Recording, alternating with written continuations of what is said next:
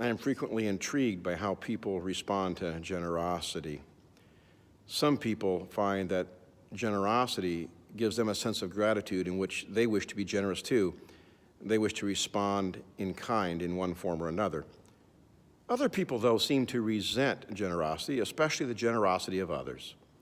I've often thought about that, and I wonder if part of the resentment lies in the fact that when they see someone else being generous, it makes them reevaluate their own priorities. It makes them have a spiritual and moral gut check. Maybe the ladder that they're climbing is leaning against the wrong wall, and that can be a very frightening experience. There's a story of generosity in the Gospels when Jesus is dining with Lazarus and his sisters, Mary and Martha. In the midst of the dinner, Mary comes in with a large jar of perfume and pours it on Jesus' feet and then wipes his feet with her hair.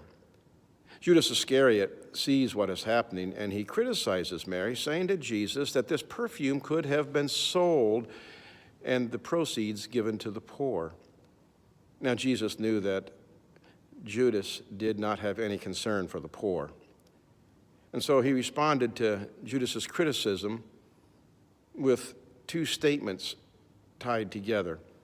The first is, "You shall always have the poor with you." Now, those hearing those words would have known that it came from Deuteronomy, from the 15th chapter, and that the rest of the saying is that you shall always have the poor with you, but as often as you can, you need to minister to them. The second statement that Jesus gave was that, "But you will not always have me with you." I find that an intriguing statement because in another gospel, at another time, in another place, Jesus told about the time when the Son of Man shall return and all the people of the earth shall be divided into two groups, just as a shepherd divides the sheep from the goats. And to the sheep, the Son of Man will say, "Enter into the kingdom that has been prepared for you since before the dawn of time, because I was hungry and you fed me, I was naked, you clothed me, I was sick and you cared for me, I was in prison and you visited me." And those on the right hand shall say, "Lord, when did we ever see you when you were naked or hungry and feed you and clothe you, or sick and care for you, or imprisoned and visited you?" And the Son of Man shall say, "When you did it to the least, you have done it unto me."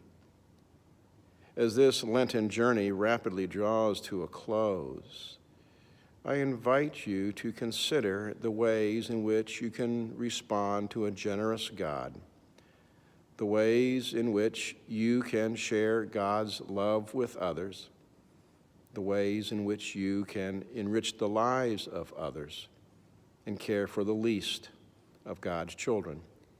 I'm Frosty Crummell, the minister at First Federated Church.